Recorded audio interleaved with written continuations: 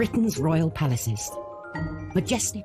It's absolutely dripping in history. Luxurious. The White Drawing Room at Buckingham Palace is like a scene from a Disney film. And packed to the rafters with incredible secrets. Secrets that the royal family would much prefer not to be made public. From royal courtships to royal births to royal marriages and scandals, the palaces have played host to all of that. This series goes behind palace walls. The royal palaces represent the monarchy and have incredible history. We'll learn how these iconic creations were built. 16th century kings built with brick in a way that we wouldn't recognise today. This is George IV leaving his mark on the centre of London. Uncover the spectacular palace art housed within. The royal collection is vast, and I mean vast. It has more than 1 million objects spread across all of the royal palaces. Just imagine what has been collected over centuries. So this collection is unlike any other collection in the world. Discover their gruesome stories. It's an amazing insight into the royals' history, but also our common history. Frankly, if you're going to cut the head off a king, it's got to be done in a palace. And relive the recent events that shaped the modern royal family. The whole case was an absolute fiasco and a huge embarrassment. The Queen was particularly aggrieved that Harry had done it in the way that he had. This is The Secrets of the Royal Palaces.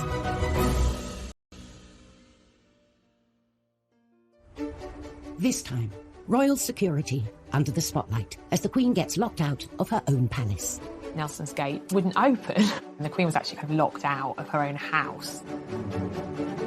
One of our most loved royals is revealed to the world at Balmoral. The impact of these pictures was massive. They went around the world. We explore the blueprints for the most famous royal palace in the world. Every one of those rooms is a glitzy show-off piece. And discover it has unwanted house guests. Buckingham Palace has definitely got a rat problem. And we reveal the secrets of one of its historic royal coaches. The coach isn't just a way of getting the Queen from A to B, it's a time capsule of British history across the ages. Royal palaces are found in every corner of the UK, from Balmoral and Holyrood in Scotland to Windsor and Kensington Palace in England. There's no doubt that the royal residences are unrivaled, I think, around the world. You know, you have centuries of tradition, priceless artefacts, really important pieces of British heritage on display, and I think we're very lucky to have them. And the history and heritage continue inside the palaces as well, as they also house thousands of priceless treasures. The largest collection of art and furniture and beautiful treasures in the whole world. It's really effectively all of these things that have been collected by monarchs over the years. So therefore it's a brilliant collection that reflects our nation's evolution and historical significance. The Royal Collection tells us amazing things about the last 500 years of British and world history. But at Kensington Palace, one of the most historically important artefacts is hidden in plain sight. The weather vane sits on top of Kensington Palace. Built in 1605, the palace is one of the country's most popular visitor attractions, with over 500,000 people a year walking through these gilded gates. I think most people who come to Kensington Palace are hoping to spot a royal. Sitting on the roof, this weather vane is one of the palace's most incredible secrets, a beautiful golden object nestled between the royal chimney pots. When you approach Kensington Palace, if you look up on the rooftops, you might just make out the glitter of a weather vane, but there is more than meets the eye to this thing. In 1689, the new monarch, William III, and his wife Mary picked Kensington Palace as their home. These were turbulent times. Crucial battles were being won and lost on the high seas. Everyone was looking for an advantage, and this unassuming weather vane would become William's secret weapon. He had his navy out at sea at battle, and by knowing what direction the wind was blowing in, he'd know whether battle would go in his favour or against him. But it's what lies beneath this weather vane that makes it one of a kind. What William did was he commissioned a really ingenious object that's somewhere between art and engineering. And what it meant was that he didn't need to be outside to see the direction of the weather. Down in the King's Gallery, there is a map above the fireplace. This map is so important because it became the very centre of King William's military operations. It's got the 4 continents in the corner, and Great Britain has been made much larger in scale in comparison to the rest of Europe, particularly France, with whom England was at war at the time. It's an amazing work of art, but what's incredible also is the metal dial and how that works. Connecting the two are a series of pulleys. So as the weather vane moves on the roof of Kensington Palace, a dial shifts on the face of the map. Instantly, William could see the direction of the wind and plot his next military manoeuvre on his map. It was a game changer, giving him a crucial edge over the enemy. William that they created, and amazingly it's still in perfect working order more than 300 years later. William's weather vane may be subtle and hidden away, but Kensington Palace most certainly isn't. It's one of the most public and easily accessible of all the palaces. For privacy, the royals retreat up to Scotland, to their most secluded palace, Balmoral. Located 100 miles northeast of Edinburgh, Balmoral Estate has been a royal palace since 1852, when Queen Victoria and Prince Albert bought the land and commissioned the castle. Balmoral is where the royals go on holiday, but it's not like the kind of holiday the rest of us have. They are woken to bagpipes in the morning. They are piped into dinner in the evening. They dress up for dinner in formal clothes. It's quite a rigid life, but between those markers during the day, there is enormous freedom. It's the one palace they can almost guarantee privacy, which is probably why so many royal relationships have blossomed there. The Duke and Duchess of Cambridge spent time there when Kate was first being introduced to the family. But probably the most famous Balmoral romance happened in 1980.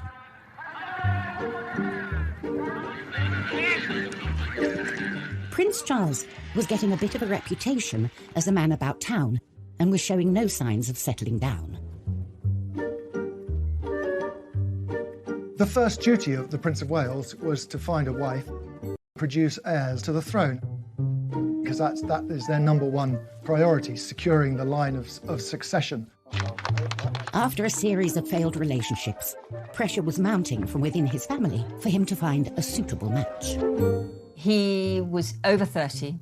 He had had a string of girlfriends. His father felt that it really was important that he needed to settle down, stop being a playboy, stop playing the field, and find a wife. And the press was also getting restless, going into a feeding frenzy whenever Charles was seen out with a lady. There was a lot of speculation, poor fellow, whenever he was seen with anybody, is she the one? He did feel pressure, there's no question, from the press, from the media, and indeed from his own family.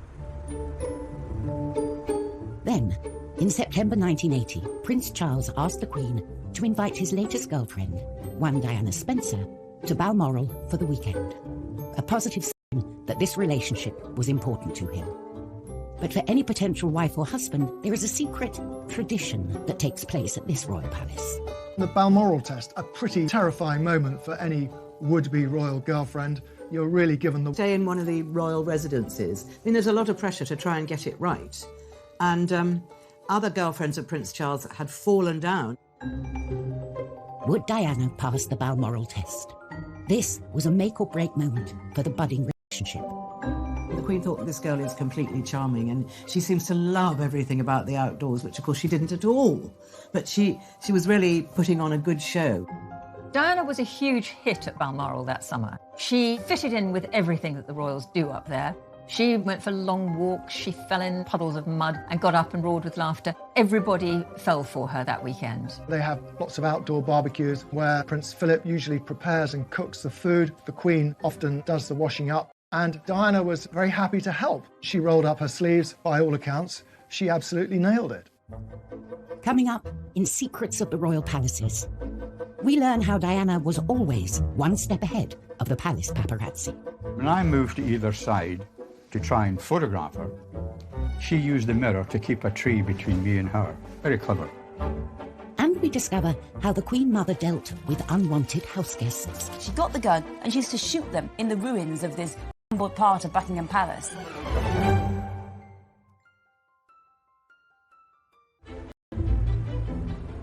The royal palaces come in all shapes and sizes. Some are opulent and luxurious, while others are more homely and simple.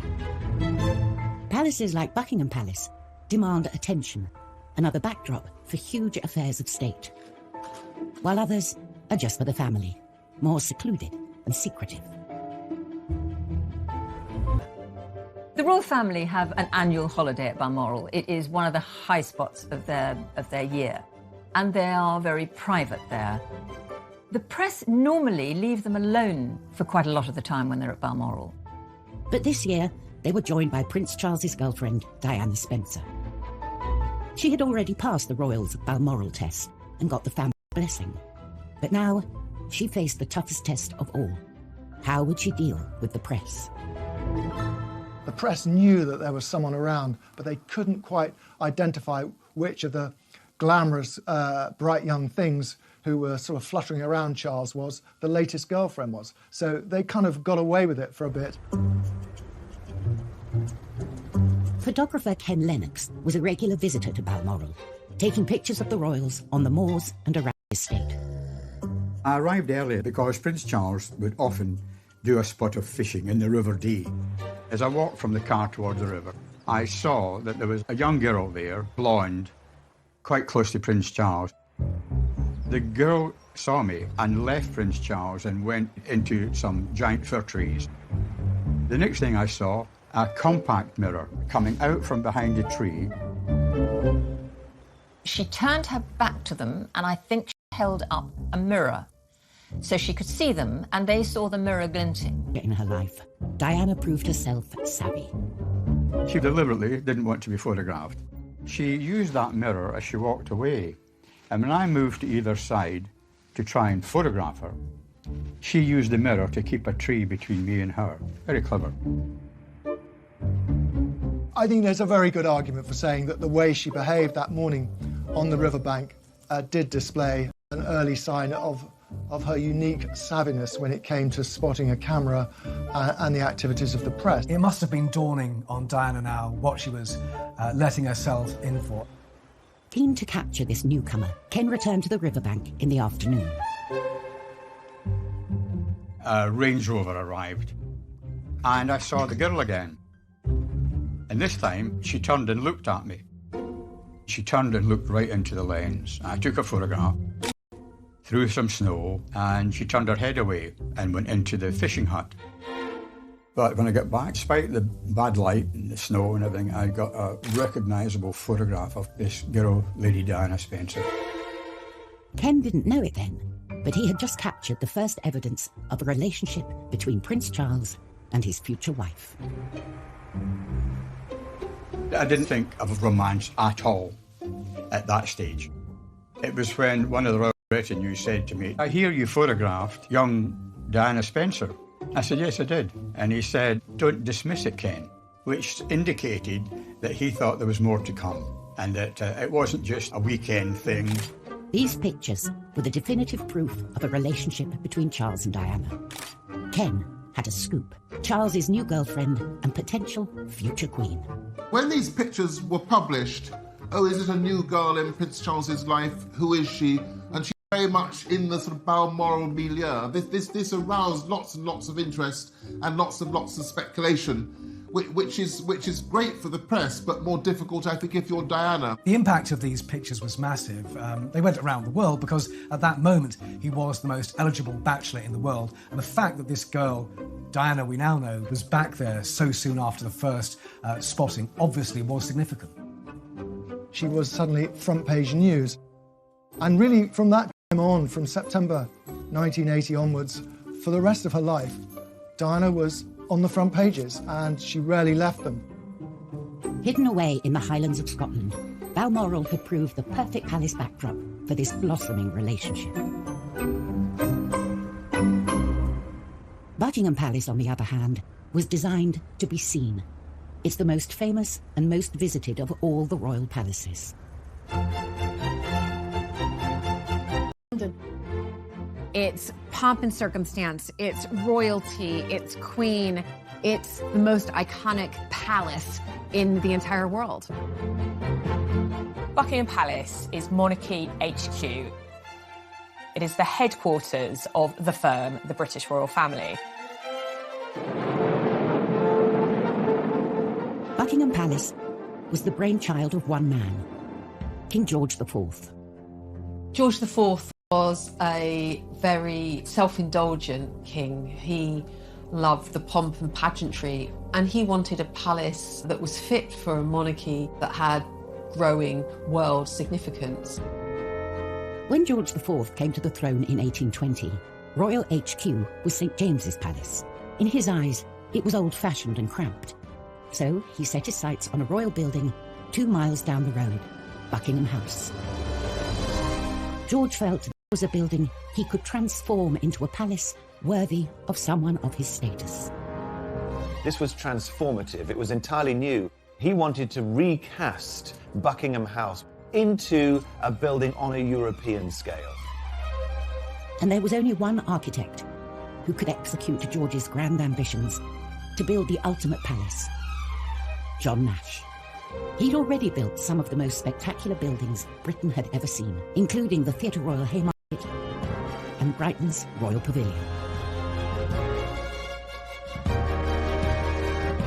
George IV, the showman, always wanted to show off, and Nash was the man to do it for him. Nash had turned the middle of London into a theatrical promenade.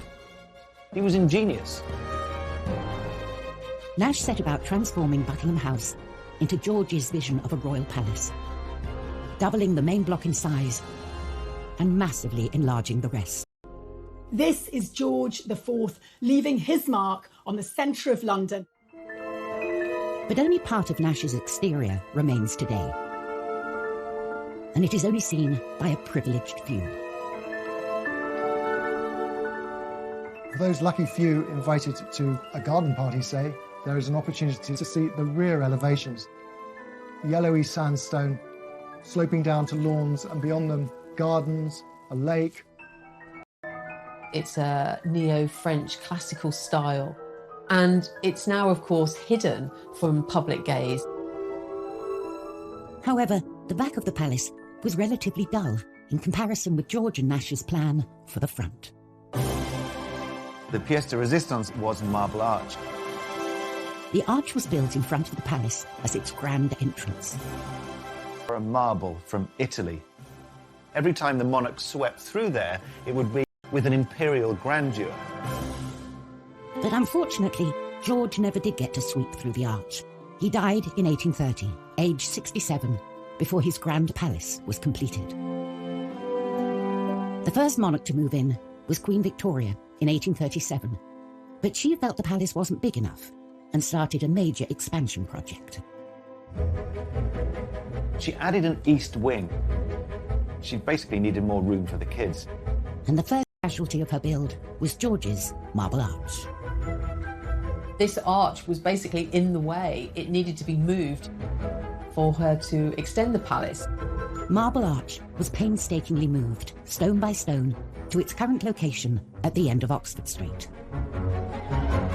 Marble Arch used to be the entrance to Buckingham Palace. Now it's sort of in a busy roundabout. It must have been something of a heartbreaker of a job to dismantle something and then rebuild it for no purpose.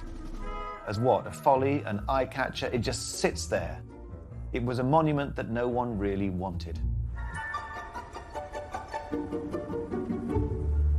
But for all Buckingham Palace's pomp and grandeur, it's been hiding a secret for centuries.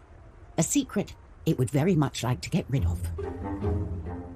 Rats.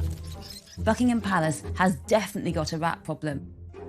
When Queen Victoria moved to Buckingham Palace, Queen, she was shocked by how many rats there were. The rats treated Buckingham Palace like their own personal playground, and when Victoria moved in, she tried to put a stop to it, and really it ended up being a bit of a battle. It got so bad that Victoria had to appoint her own rat catcher. And this was Jack Black, whose title was VR, Rat and Mole Catcher to Her Majesty. And he really was the rat whisperer. I think that Victoria really hoped that he would exterminate the rats for good, but I'm afraid he didn't. The rats continued to plague Buckingham Palace throughout the reigns of all the monarchs. And in World War II, the Queen Mother used to use the rats as target practice. So she had a gun and she was practicing for what to do in case Hitler invaded and she was kidnapped. So she was using these rats for target practice. She got the gun and she used to shoot them in the ruins of this crumbled part of Buckingham Palace. So the rats have always been a problem throughout all of Buckingham Palace. As recently as 2019, exterminators were called in because rats were seen tearing through the royal kitchens. I honestly think that the best place to be in London if you're a rat is Buckingham Palace. There's lots of food, there's lots of hidden places, there's lots of holes because it's such an old house. So rats have a good time in Buckingham Palace and they historically always lurking under the floorboards. Still to come on Secrets of the Royal Palaces, Nash and George's grand front gate has gone. The palace's dazzling staterooms more than compensate. The White Drawing Room is exquisite, and that's so deliberate. It's all about reinforcing the mystery of monarchy. And a royal hellraiser wreaks havoc at St James's. Suddenly his court became one of extravagance, of hedonism, and certainly of women.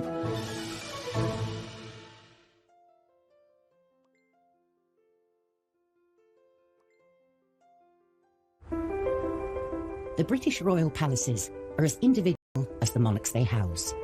For good or ill, these palaces were lived in by the people that were ruling over us going back over 1,000 years.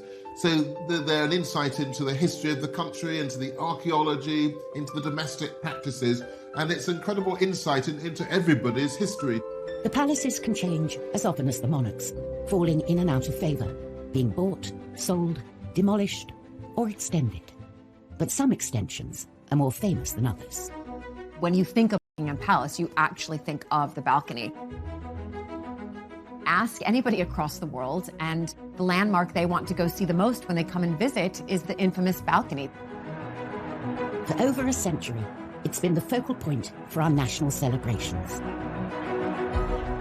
It is the place where the royal family and the people connect. Walking out there and seeing the crowds of people cheering must be overwhelming. This stone platform has become the place where we welcome new monarchs and celebrate royal marriages. On this balcony, some traditions have been shaped by popular demand. Prince George of Kent and Princess Marina became the first royals to wave to the crowds in 1934. And in 1981, Prince Charles and Princess Diana bowed to the crowd cheers and became the first newlyweds to kiss on the balcony. A tradition that continues today.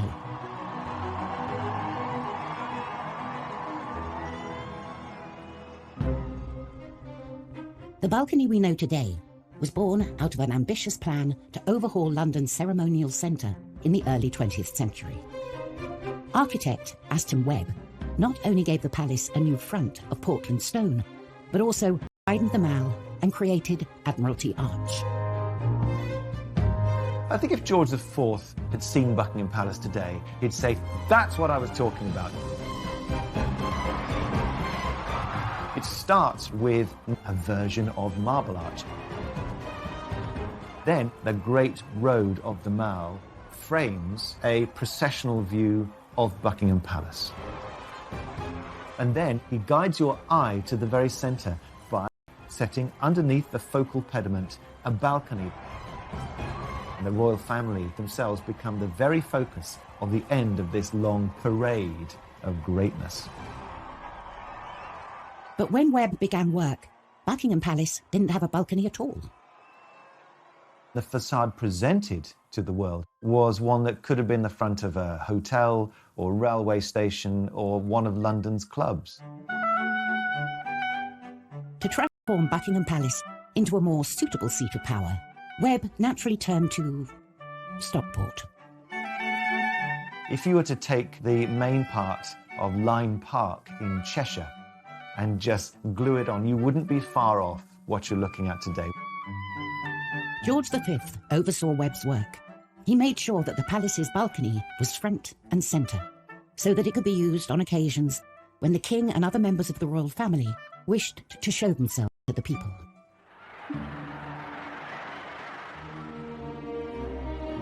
Just months after the building was completed, World War I broke out, and the crowds gathered to seek reassurance from the king. But perhaps the balcony's most defining moment came on VE Day in 1945.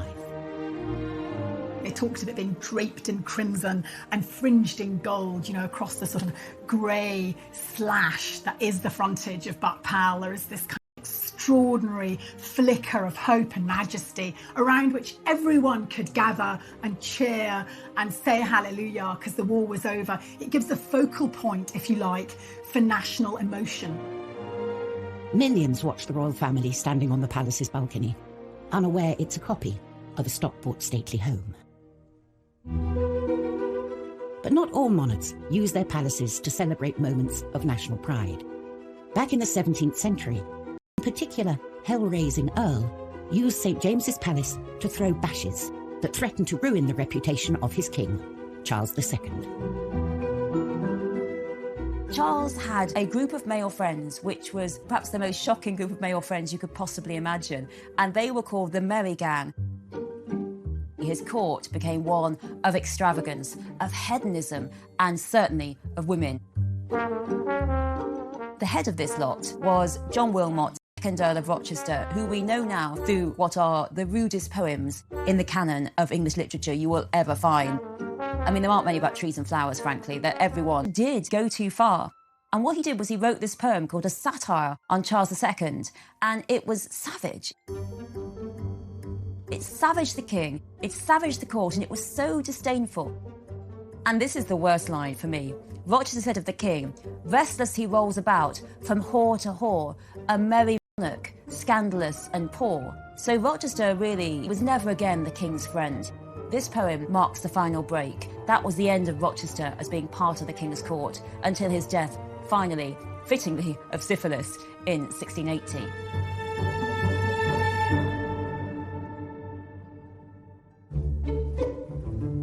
When royal palaces aren't being temples to debauchery, they're normally used as working buildings, the offices of the monarchy. Buckingham Palace is the Queen's main work address.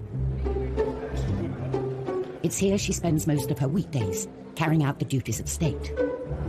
But most Thursdays, she gets to get away from the office and travel up to Windsor, the palace she thinks of as home. Windsor Castle is the Queen's favourite of all of the royal residences. It is the one place that she considers home. Windsor is the one that means the most to her. It's a journey that's made most weeks and should run like clockwork. It's all about communication. When Her Majesty leaves Buckingham Palace, they will choose a route and through an encrypted system will inform Windsor Castle that Her Majesty is on way and that the ETA is roughly half an hour or whatever. But on the 5th of March, the Queen turned up at one of the palace's many side entrances, ready to start her weekend, only to find the gates of the castle firmly shut. The convoy arrived at Nelson's Gate in Windsor.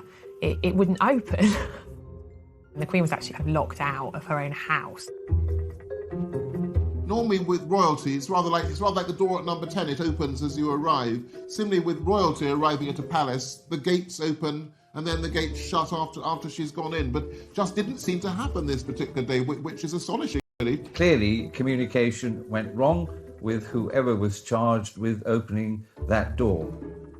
The Queen, who values punctuality, can be seen looking very fed up in the back of her car with one of her dogs for company. Passers-by were taking pictures and kind of laughing because there was the Queen kind of sat there like a sitting duck. It was all rather embarrassing. Unfortunately, the gates of the castle remained shut, even after a little gentle persuasion from one of her protection officers. One of the bodyguards got out, a female bodyguard. I think they... With the gates not budging, they had no choice but to try something else. When the Queen is in a motorcade, you have to keep moving. You never ever want to stop. That's why they sail through red lights and they've got police outriders, because the moment the car with the principal stops, they're a sitting target. So the protocol is always to keep moving. I would imagine temperatures went up somewhat, but you are trained to look at plan B and plan C if necessary. The cops have to do a U-turn. The cars had to do like a kind of circuit of Windsor while they alerted staff to get the gate open. Thankfully, after a quick trip around the block, her security team managed to contact the castle and inform them they had a rather annoyed monarch waiting to get into her own house. Whether they were embarrassed, I don't know. Whether they were angry, possibly. The Queen always says, famously, get it right. I don't imagine the Queen would have personally given them a rocket, but perhaps the message would have come down that one was not amused.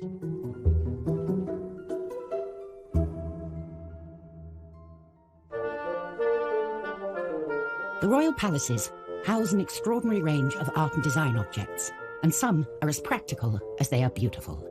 None more so than the Queen's collection of carriages, a vital and iconic part of any royal celebration.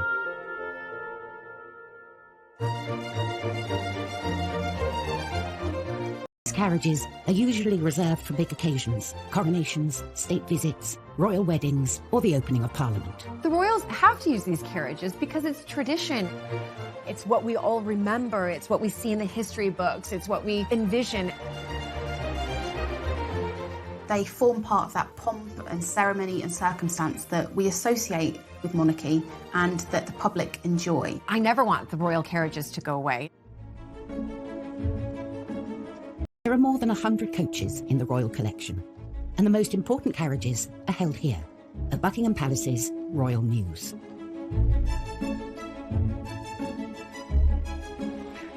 The newest coach on the Mews is the Diamond Jubilee State Coach, which made its first appearance in 2014 as the Queen set out from the palace for the state opening of Parliament. The Jubilee coach looks really like a kind of classic fairy tale coach. Black and gold. It's got all the symbols of monarchy. It's more than 5 metres long, it's 3 metres high, and it needs 6 horses to get it going.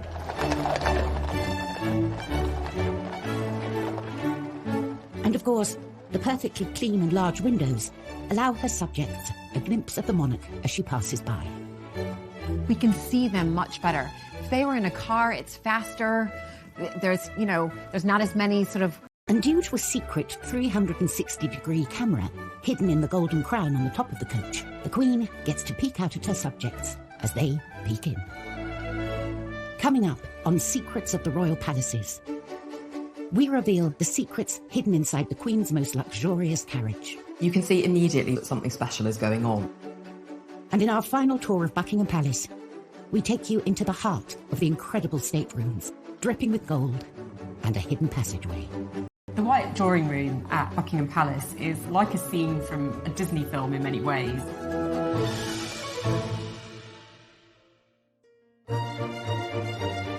Which is on the Mews at Buckingham Palace, had its first public outing in 2014. The coach, made in Australia, was originally designed for the Queen's 80th birthday in 2006. The coachmaker was a man called Jim Frecklington, and I think it's fair to say he was an obsessive. He had actually already designed a coach for the Queen. That was the Australian state coach that was gifted to her in 1988. But with this, he wanted to do something even more extraordinary. Frecklington wanted the coach to be history personified and packed with historic artefacts. You can see immediately when you look inside the coach that something special is going on. It's got this incredible patchwork of different small wooden panels. There's a piece of Canterbury Cathedral, there's a piece of Carnarvon Castle, there's something from 10 Downing Street, you've got something from Henry VIII's flagship, the Mary Rose, there's even something from the apple tree that Isaac Newton sat under. The handrails are a very personal touch for the Queen because they come from the decommissioned royal yacht Britannia. The coach isn't just a way of getting the Queen from A to B. It's a museum on wheels. It's a time capsule of British history across the ages. All in all, it took nearly a decade and the combined efforts of 50 craftsmen to complete the coach and ship it to the UK, missing the Queen's 80th birthday by 8 years. But the final result is truly extraordinary. Ultimately, it wasn't just made to be this wonderful plaything. It's actually a serious working piece of equipment. So it's very much a working work of art. And with its elegant combination of glamour, history, and modern convenience, it's a coach well worthy of its place in Buckingham Palace's Royal Muse. From the vast expanse of Royal Mall to the imposing 20th century facade of Buckingham Palace, it's all about showing off.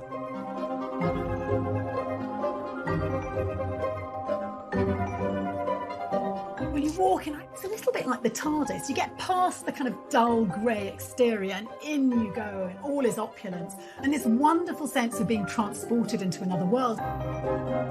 George IV and his architect John Nash transformed what was Buckingham House into this most famous of royal palaces. Guests enter the Grand Hall and make their way through to the Grand Staircase. The Grand Staircase is a double-legged staircase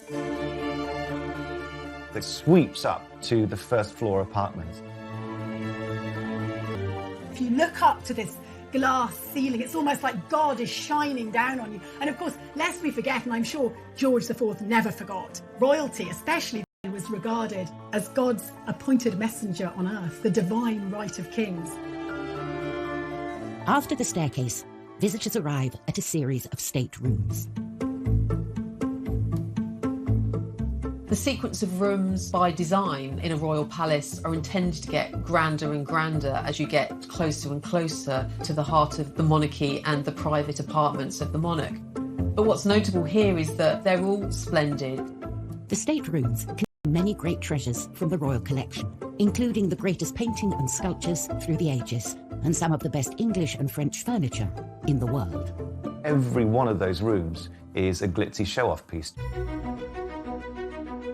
The grandest of all the state rooms is the White Drawing Room. The White Drawing Room is exquisite, and that's so deliberate. It's all about reinforcing the mystery of monarchy. The grandest of the staterooms, adorned with French and English finest porcelain and furniture. The White Drawing Room at Buckingham Palace is like a scene from a Disney film in many ways. You have these incredible high ceilings, everything decorated in gold piano, enormous chandeliers. You know, it's what you'd imagine the Queen's Palace to look like. This room holds a palace secret. If you look very carefully, there are two mirrors, and one of them is just a chink ajar. And if you ask very nicely, someone might show you that it actually opens slightly. And that is the way that the Queen accesses her private apartments. The Queen enters from her royal closet, and out she pops, there to be presented among the chosen few. So really, Nash did us proud, or rather, did her proud. With no expense spared, Buckingham Palace has been wowing kings, queens, presidents, and the public for hundreds of years. It's the quintessential palace in the heart of London. Next time, an ex-royal butler accused of stealing from the palace reveals the impact of these shocking charges. The bottom of my wall fell out. I was heading straight to prison.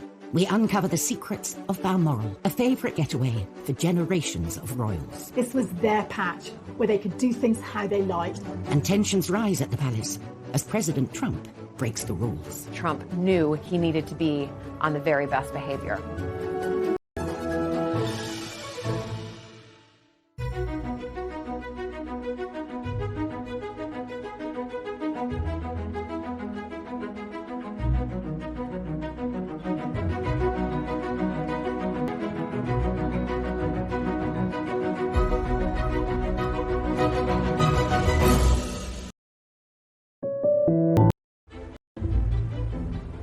The royal palaces come in all shapes and sizes. Some are opulent and luxurious, while others Leave them alone for quite a lot of the time when they're at Balmoral. But this year, they were joined by Prince Charles's girlfriend, Diana Spencer. She had already passed the royals' Balmoral test and got the family blessing. But now, she faced the toughest test of all. How would she deal with the press? The press knew that there was someone around, but they couldn't quite identify which of the glamorous, bright young things who were sort of fluttering around Charles was, the latest girlfriend was. So they kind of got away with it for a bit. Photographer Ken Lennox was a regular visitor to Balmoral.